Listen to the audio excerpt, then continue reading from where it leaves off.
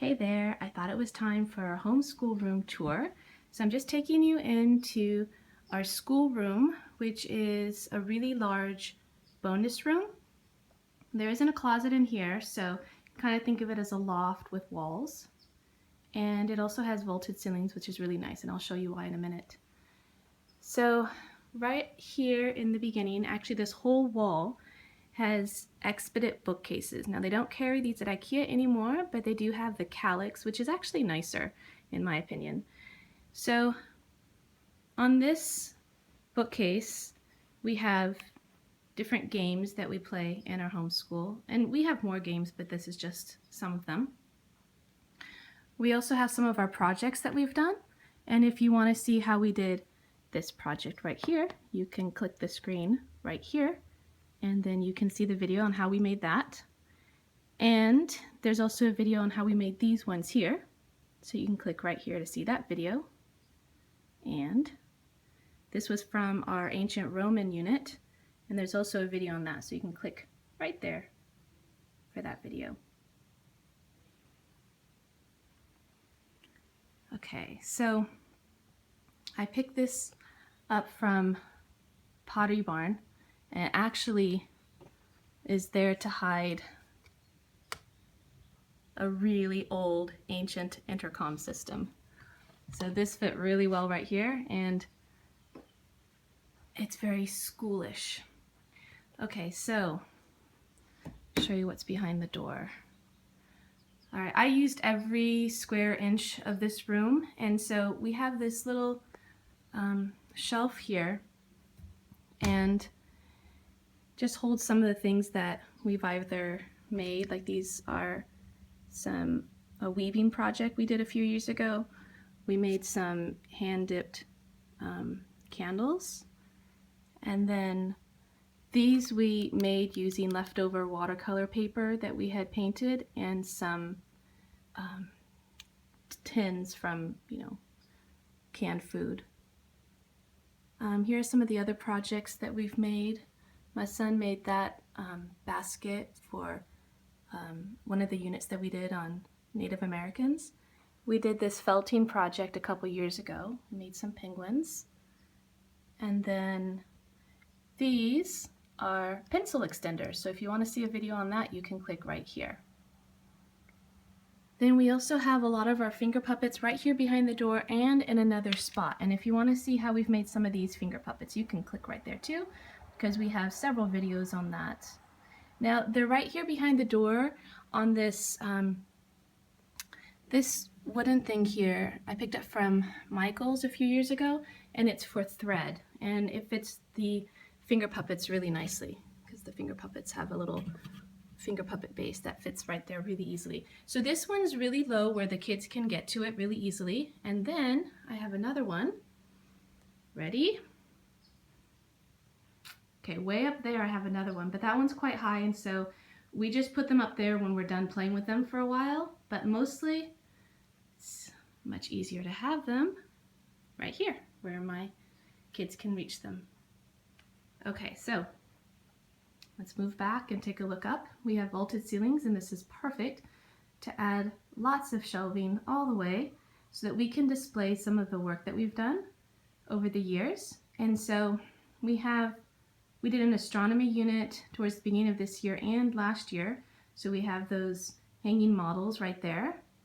And then this shelf right here has a lot of things that we did last year. And this shelf up here has some of the projects that we've done this year. So if you want to see how we made those paper three-dimensional models, you can click on the screen right now. And way up there, we made some of these other models, and you can click on the screen up there to see those ones. The very top, I know it's hard to see, but we made a model of the Colosseum, and I also have a video on that, and you can click right there, and you can take a look at that. And don't worry, if you're on a mobile device, I'll add all of these links to the description. Okay, so the next bookcases hold a lot of our books. Now, what's really great about the Kallax and the Expedit bookcase is that they're really deep. And so, you can barely see, but most of these books have 2 rows. That one's a little bit easier to see. So most of my books, except for these ones which are quite long and large, these ones just have 1 row of books. But all the other ones have 2 rows of books, which is good. Okay, so up here, we also like to display some of our books that I just find the covers pretty, and then we can just get them down and read them. And then here are some of the other projects that we did. Again, you can click right there to see that video. And then this is for an upcoming unit that we're going to do on geology. And so we have these out here just kind of displayed. But then these other ones here, these ones hold little samples of sand and dirt and shells that we picked up from our road trips or our field trips around, just around the area. But this one is my favorite. This one has trilobite fossils that we picked up, or actually found, at a dig in Utah. And that was really cool. That was some years ago. But anyway, lots of fun. Okay, so bookcase. So there's not too much organization in the bookcase, just a little bit. Up here are reference books that the kids don't just read for fun. We just usually pull these when we're going to do a unit on a particular subject. Then over here, this cubby used to hold all of our new material, new curriculum, new books that we picked up. But now that the school year has started, we have absorb those books into the different areas that they're going to go. Now, I had ordered a lot of math books, and right now they're mostly right here. And what I'm going to do is show you in a video that's coming up how I organize some of my curriculum and how I am going to be moving some of these books to a new location, probably just right up to the next bookcase. And I'm going to put all of our math books there because the bin that I keep my unit study material in is too small to hold all those new books. And then at the very bottom, these 2 cubbies right here mostly hold books for preschool to about 1st or 2nd grade. So at the bottom, so it's easy to get to. Okay, moving on. So this bookcase here is also from the Expedit series, but we laid it down flat so that I could have a larger surface area to put some of the things that wouldn't fit in these cubbies down here. And then we have a corkboard right there, and on the corkboard is a timeline. Now this timeline is huge, it's really long, and it's, let's see if I can show you. It's folded over. Well, it's going to be hard to see. So anyway, it's folded over here. Bear with me. There it is. Oopsies, sorry. Okay, so it's folded over several times over. And so this could span like the whole wall, maybe even 2 walls. I picked it up from rainbowresources.com, and it's really nice, but it's not so usable as a teaching tool. It's more decorative or as a reference. So it's really nice, but you got to get pretty close up to be able to read anything. And it's not the most user-friendly as far as a teaching tool, but I do really like it. And then some other toys that my kids play with. The Kapla blocks are in here, and that's a great block set. My kids really enjoy that. Then we also have a CD player right here. So we do have our audio on this side. So we have some Story of the World and some audio books. And then down here we have mostly reference books. So an atlas and kids' dictionaries, some more audiobooks, and some toys. This is a great block set my kids have really enjoyed over the years. And this one has some more toys in there. Yes, my kids play a lot. Okay. So up top here we have some of our astronomy unit, like the mobiles that we made for the planets.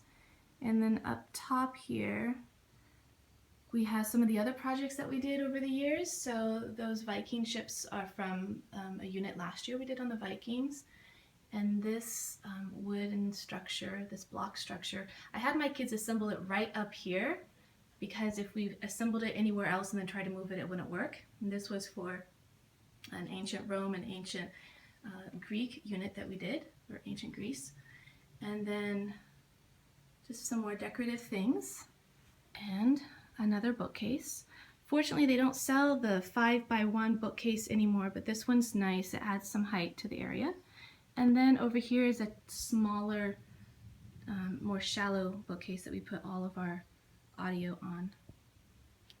Okay, so let's wrap around. And it's nice because we actually have doors on the schoolroom, which we don't keep closed all that often, but it's nice to have.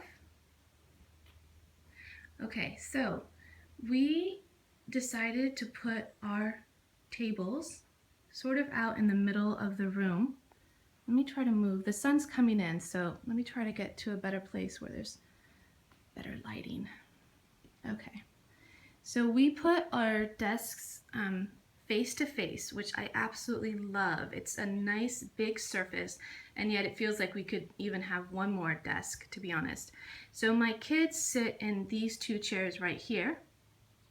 That way they can see the chalkboard, and then I sit over on that side, and then my younger daughter sits here and over there, and I'll show you a close-up in a minute.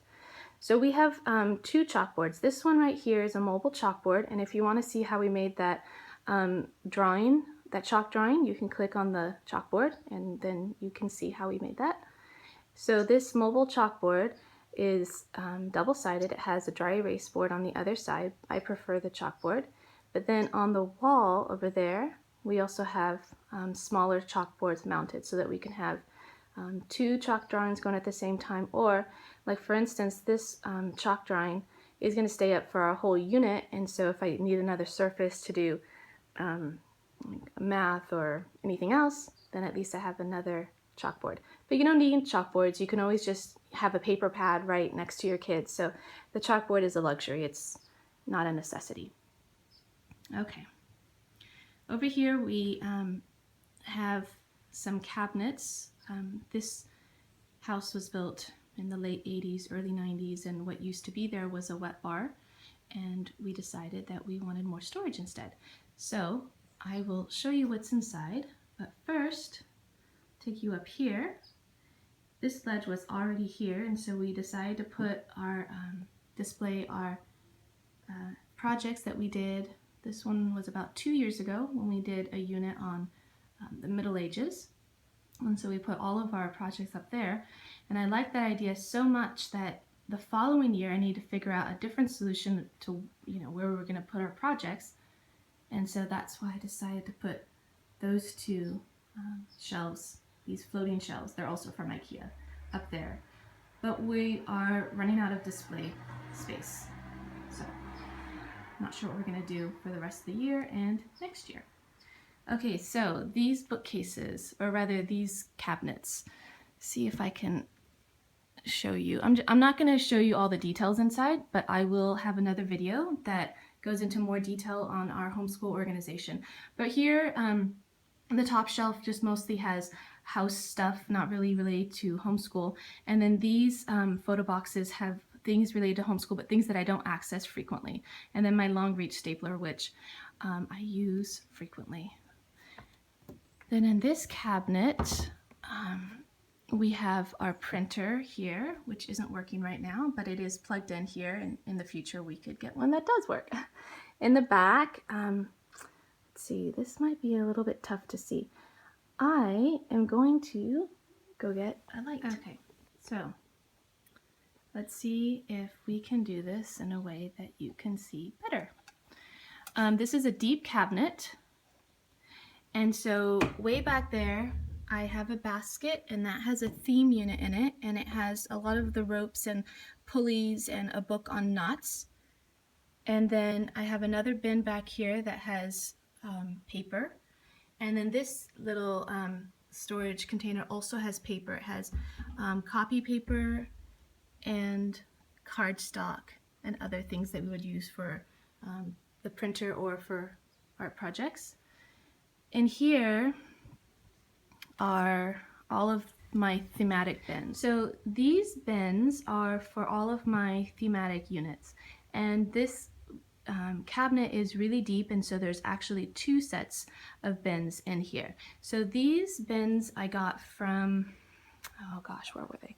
I think they might have been from Big Lots, and this was probably 12 years ago when we were first homeschooling, but they've held up really well. Now, we don't access these frequently. These will pull out and then put elsewhere in our schoolroom as we need them, because we're not using all these units all the time. So in one of these bins I will have books and projects and kits and games and activities.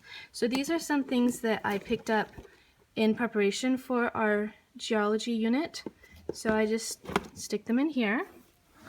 And then this one is ancient Greece. So I put, it has books, kits, and games. And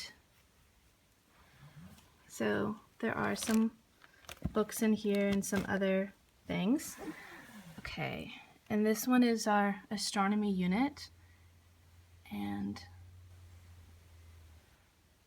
okay, so our astronomy unit bin is really overflowing. So, and I even had to put some things on the side here.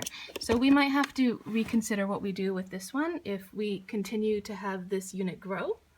And in the back, okay, let's see if I can do this. In the back, there's a whole other set of bins, 2 other units. And in the future, I'll pull these out and I'll show you what's inside each of these. Otherwise, this video could be extremely long. So then we have 6 more bins down here, the ones in the front and the ones in the back. Now this one I especially want to show you. This one is our math bin. And if you want to see how we put together our math unit study, you can click right here, because I do have a video on this. And I do show a little bit of what's inside this, this bin. But this one, right now, it doesn't have that many things in it because a lot of the stuff is out in my schoolroom being used. But once we're done with this unit, it's not all going to fit back in here because I did purchase a lot of books for this unit. So I will show you what we do with that in the future.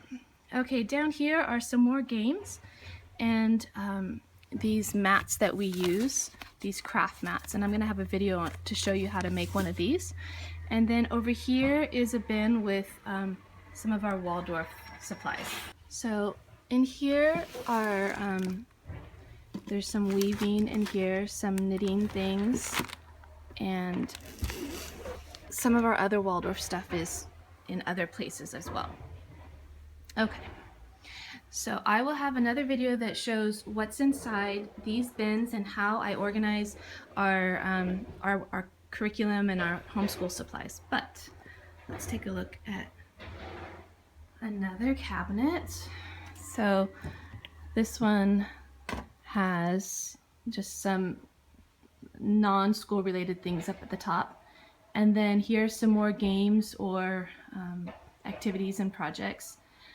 And these ones right now are empty, but after we're done with our math unit, one of these holds our tree blocks math, and this one is also empty. Now I especially like having space to, like empty space to grow, and if we, get some new curriculum, I like to have some space to put it, and I like to have the bins ready to go. So I'll show you in this cabinet, we also have a lot of things that are empty. So we have more Waldorf supplies here, some religious activities here, and the 2 bins in the back. Let's see if I can help you see that better. Not so much. Anyway, that's more religious activities. This bin right here, this box has scratch paper. This one has some of my daughter's toys. In the back, that bin also has toys. And then here and in the back are old main lesson books over the years. And this is one place that I have them, but I also have more. So in 13 years of homeschooling, we've acquired a lot of main lesson books. So there's some in the back over there. Oops, sorry. There's also some plaster of Paris back there, if you can see it, and that's for some upcoming projects. Okay, so more toys here for my daughter, some Legos, and in the back, that's Marble Works from Discovery Toys. That's a fun game for the kids. And then that bin all the way in the back over there is empty. Can't see that. Okay, that one's empty.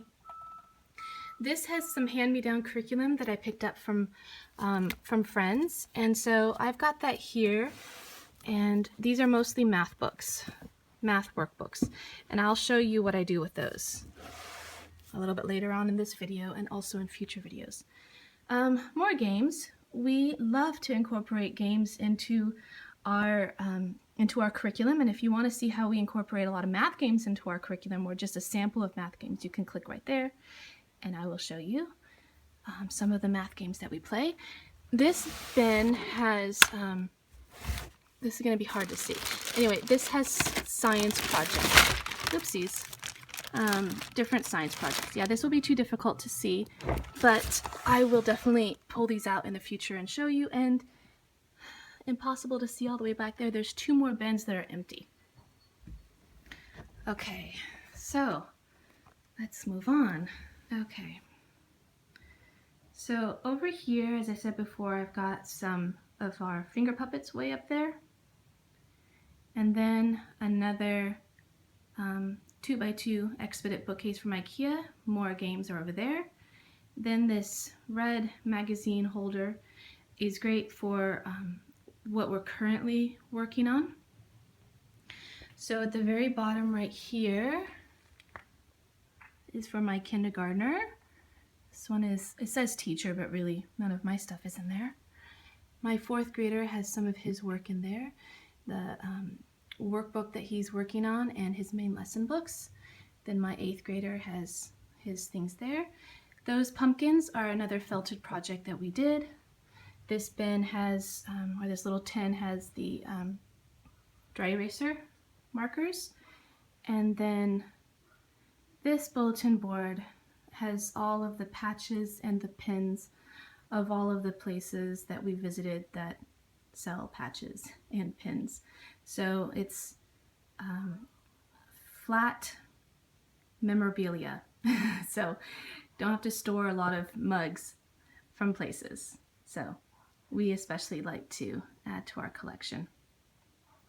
Here are some upcycled composition books that we covered with some paper, and I have a video coming up on how to make those, so stay tuned. And then over here is where we keep all of our color pencils in these really beautiful felt color pencil holders. And I also have a video on how to make these, so you can click right here and see that one.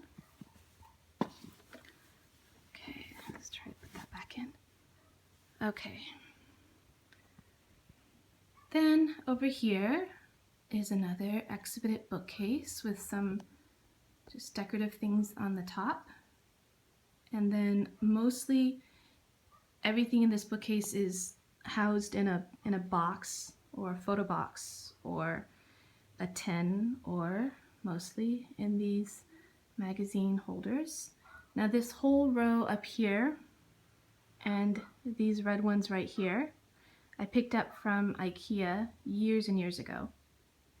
They were 5 for $1.79, so quite a deal. However, they're white, so not so nice. So what I did was I took some construction paper. This is the Canson brand of construction paper, and I picked it up from Michael's. and I just cut it down so that I could cover the front cover, or the front side of these magazine folders. And then I punched, I didn't have a circle, so I punched a little heart so that you can still take them in and out. And then I also added these little metal label holders. They're from Martha Stewart, and you can get them from Staples. And they have an adhesive back, so they stick on really easily. The thing is that these magazine holders are not very sturdy. They're made out of cardboard, and you can see here how some of them, you know, they can get bent, and they don't last terribly long. The thing is that I have mostly things up here that are more for storage and not for daily use. Things that I have for daily use go in this cubby right here, and this is my current unit that I'm doing. And this, we're at the tail end of our math unit. So as we read our math picture books and other things that we did for math, I moved them out of this cubby and, bear with me, all the way over here to that one right there. And then once we're done with this unit completely, I'll move them one more time and we'll add something else right here. Okay, so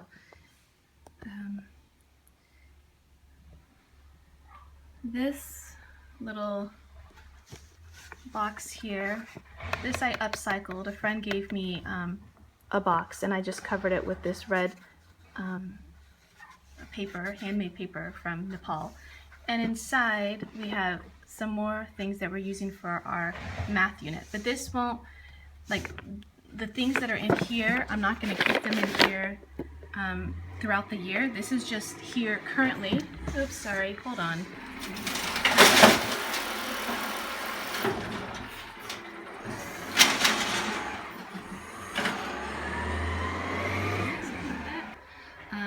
These boxes here I got from Michael's, and each of my kids have one. Their names are under these labels. These labels don't actually match what's inside. So each of my kids, kindergarten, or rather preschool, 4th grade and 8th grade, each have one of these. And at the end of the year, they'll just put in things that they want to keep, not necessarily samples from a workbook, but just things that they've collected throughout the year that got accumulated in their drawer, their desk drawer. They end up putting it in here, and then it's kind of like a nice little time capsule. So by the end of the year, they can go through it again and just reminisce and keep what they want, and then toss what they don't want, and then add to the box. And so that's nice for them. Okay, and then on this side, I have another set, and pretty much this is accurate. This has calligraphy and sketching things, but the other two are actually just empty. So I just have that prepared for whatever we might need. Again, I like to have empty storage so that we have room to grow. Back over here in this little corner, I have another printer that needs to be repaired. I accidentally broke it, and I still need to get to fixing that. Box of tissues, some embroidery floss for some projects that we do, and then a series of little shelves. These I again use every little nook and cranny in this room, and that phone, that it can work if it's plugged in. It's just right now it's red, so it matches the accent colors of the room.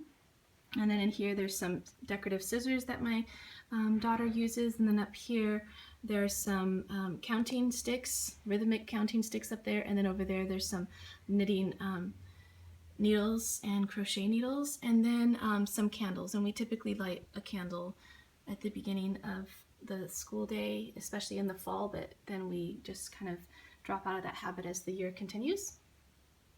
Yeah, that's salt up there. We use that for our watercolors on occasion. So this printer is on this little unit right here, and I'm not going to pull the unit out right now, but I'll just tell you there's extra printer paper in there. This is on wheels, it can easily move out. And then that orange box there has more old main lesson books, and then it just all the way to the back has main lesson books. And that's a roll of paper towels so that when we do watercolors in here, then we can clean up. in case there's a spill. That little desk my daughter loves to use. This is like vintage IKEA. We got this about 15 years ago, and now it's back in our schoolroom.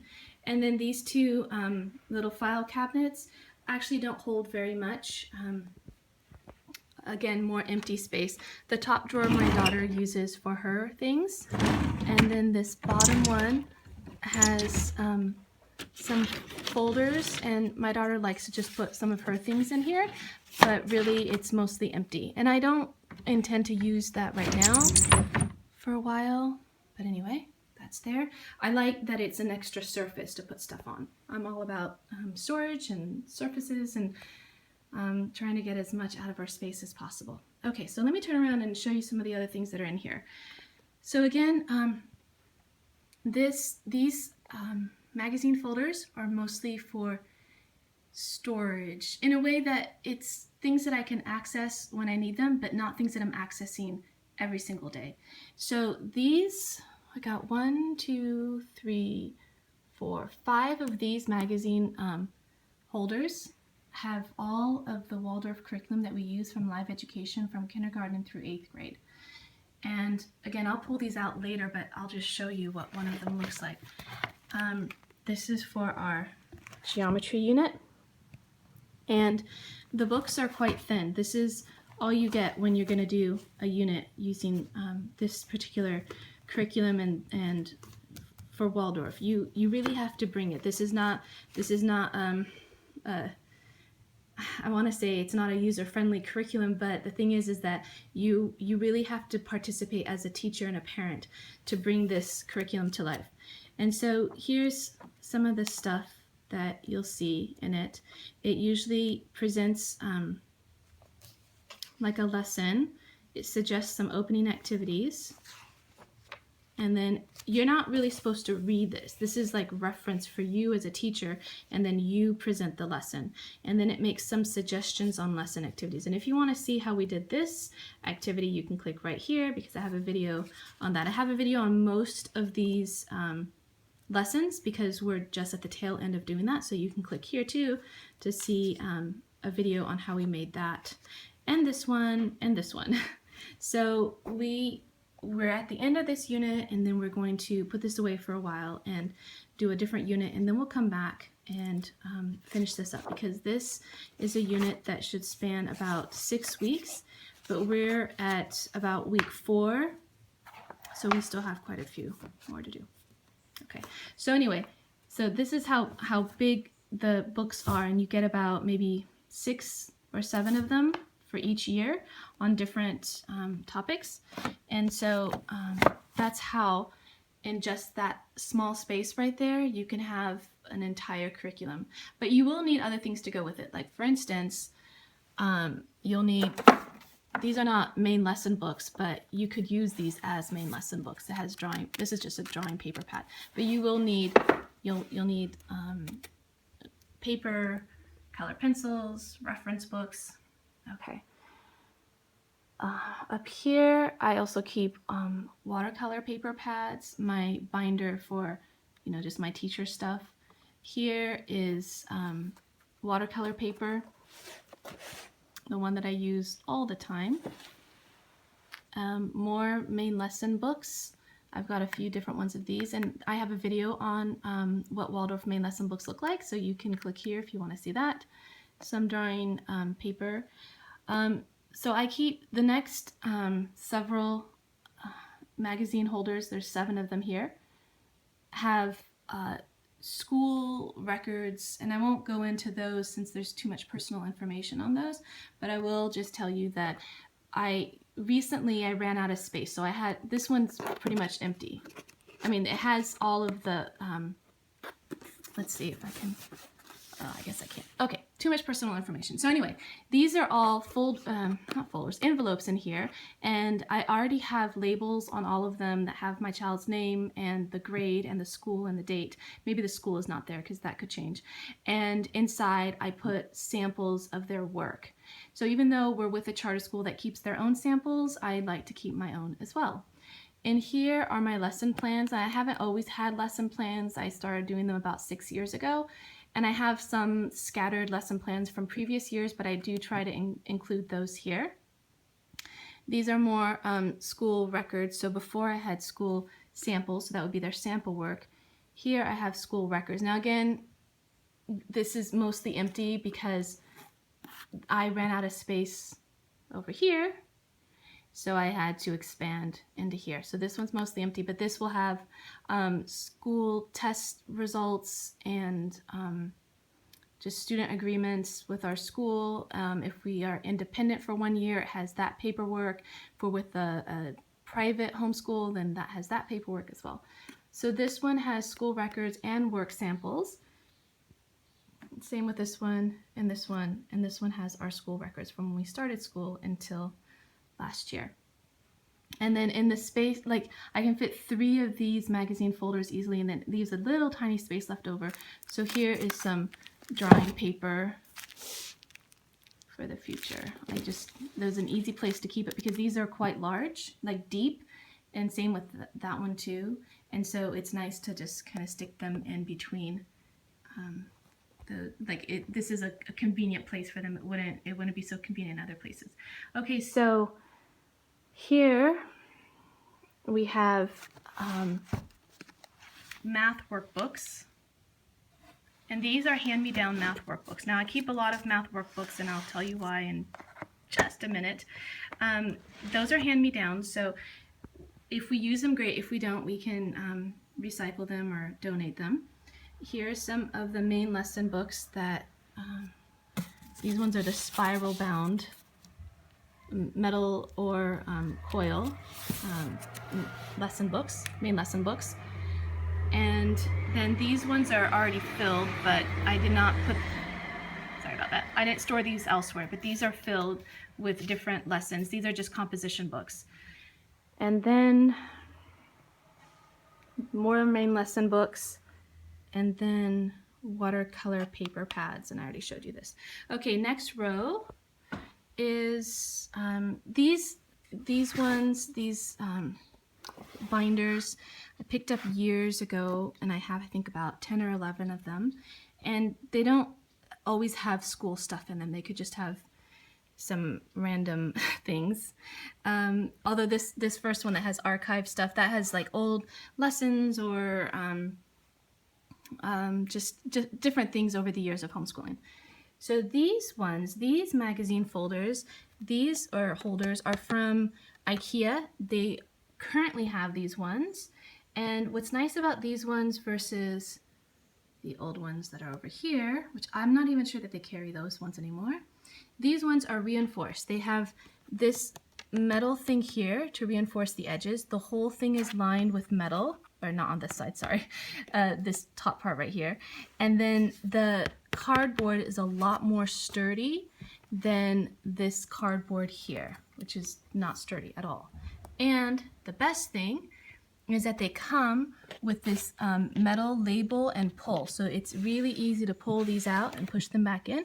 You won't be distorting the sides of these, like the sides up here, you won't be bending them. And then you have a little place to put a label. So it's definitely worth it. I'm not crazy about the colors, but it's definitely it's a good buy. It works really well in our schoolroom. So language arts workbooks. So in here, I just keep, there we are, first language lessons and ordinary parents guide to teaching. So totally not Waldorf inspired, but it is something that we use on occasion. And then we have some religious books in here. Oops. And then this is things that if I have to access frequently, I can. This is a really sturdy, more than cardboard magazine folder. And these ones, when you buy them like this, where they're just so reinforced that you're just not going to break them, they're a lot more costly, but they'll just last forever. And it already came with a little metal label holder there.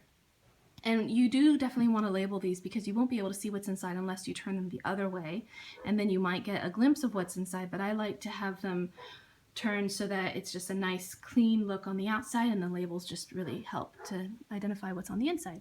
Okay, so this little bin right here, or this photo box rather, has things that we're currently using for our math unit. So all this stuff would normally go into my math bin, but right now, since we're using it frequently, I'm putting it right here behind my desk so that I can get to it. And more calligraphy and sketching supplies. We got these two little drawers after we bought our unit, and they hold just different school supplies. And these are just little metal tins. These ones are hand-me-downs, and this one I got. And so it's nice just to hold some of the things that you need. I don't access this very frequently, actually. And then this one over here, this doesn't normally go here, but this is for our math unit. This is our fractions game. So it's here now, but otherwise I've got new supplies that haven't been opened and used. Okay. Over here are just other supplies. This is another one of those really sturdy magazine folders. And here I'm keeping the math books. There we go. This is key to curriculum, and I'm keeping those math books here handy because we're using these the whole year. Okay, over here we have history workbooks and Middle Ages workbooks. Since our history units are divided up into different categories, saying just history by itself wasn't going to be enough for all the history material that we have, so I had to add another one that has Middle Ages workbooks. They're not really workbooks, and I do have another bin in my cabinet that has other Middle Ages material, but this one has a series of books that just fit really well in here. There we go. And so I put them in here. So my stuff is divided up throughout the room, but it's a system that I understand. So I know it might be confusing, you know, and I will have some videos. Here's the rest of our history stuff. I will have some videos on some tips on how to organize your curriculum by theme or by material or by type. Okay, so on to what I do with those math workbooks. Here are two 3-ring binders, okay? And this is for my 8th grader, and he has some daily grammar work and some daily math work. So what we do is let's see. This is maybe only for a few of the months because it was so thick I took out some of the other months. But basically, these are hand-me-down workbooks. And what I do is I have these tabs, and I put the 9 months of school that we have. The other ones are not there because I removed them. It was too thick to use easily. And then what I do is there's 20 school days in every month, so I put in enough pages for that month. So let me go to one that he hasn't worked on yet. And so he has 1 page to do every day, 1 page front and back, or is it just 1 page? I'm not sure now. I have to look at the lesson plan. Anyway, he has 1 page to do every day on his own, without help, without me teaching him. This is generally I try to do 1 to 3 grades below grade level so that it can be something that's just review and something that my child can do on his own. Now this is for 7th grade, so this is actually some new stuff for him since he's in 8th grade. A lot of curriculum is usually about a year behind when it comes to the academic level, so because it's not a year behind, rather we start a year later. So instead of starting at 6 years old, we start at 7 years old.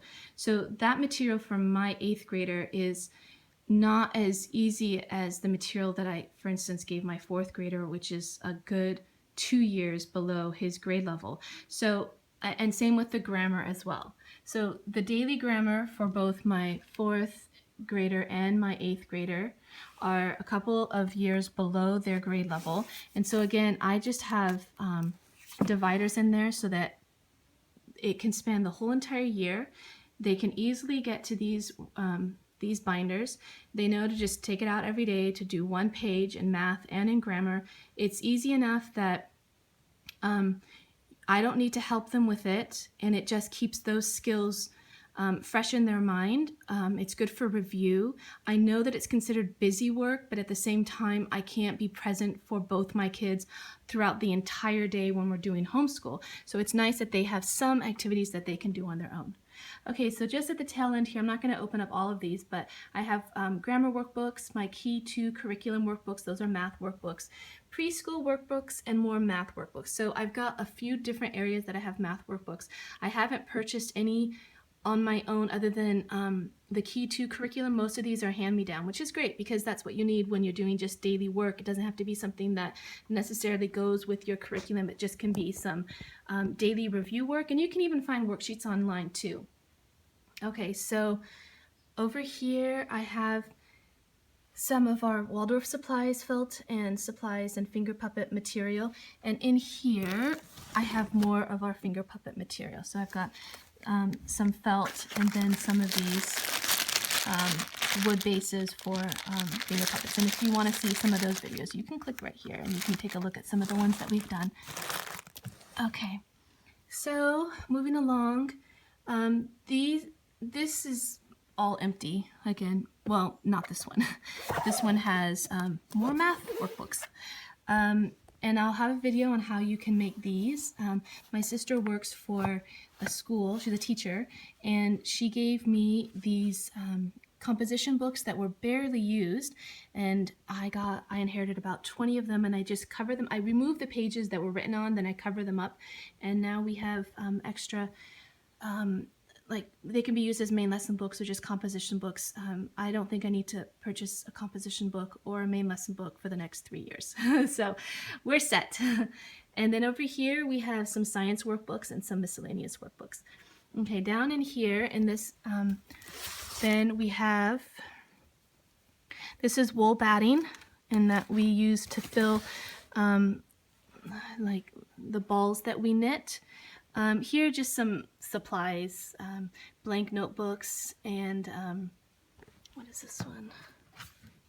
Waldorf material and blank files. Okay, so I just have these file folders, and then these blank workbooks or notebooks. These are half-used notebooks, and we keep those for scratch paper. We recycle, upcycle a lot in this family, so nothing goes to waste. And then here are some of our knitting supplies, and here's a ball that my son knit for my daughter, and it was filled, let's get that off, and it's filled with that wool batting that I showed you. And then this one has dress-up clothes and just toys and things. And that one's really filled to the brim. Okay, all right, so I'll just really quickly show you my desk. I sit right here, not much in the drawer, just, oh, and you can see a video on how we made this project, just some basic supplies. And then this seat, my daughter, I left this for my daughter, but she doesn't sit here very much. She mostly sits here or she sits on the floor. And there's not, there isn't her stuff in here. There's the chalk that I use for the chalk drawings and a 3-hole punch and a couple other supplies. Okay, our carousel here has all these supplies that we would need: pens, pencils, Sharpies, rulers, scissors, compass, things like that, erasers. Over here, my kids like to collect rocks and other things from nature, so we keep a little basket there to showcase those things. And then my kids' drawers, they don't have very much in them because mostly their work is over here in that little red magazine folder, or holder, sorry. But they do have a space for some supplies. And my other son, there, they did tidy up in preparation for this video. And then some pencils and our sharpener. Okay, and we do get a lot of natural sunlight, morning sunlight in the day, which is really great. All right, I think I covered everything, so thank you for staying with me this whole time. I know this is an extremely long video, so I appreciate it. Don't forget to check out my other homeschool videos and other projects that we do on my YouTube channel. And I thank you again.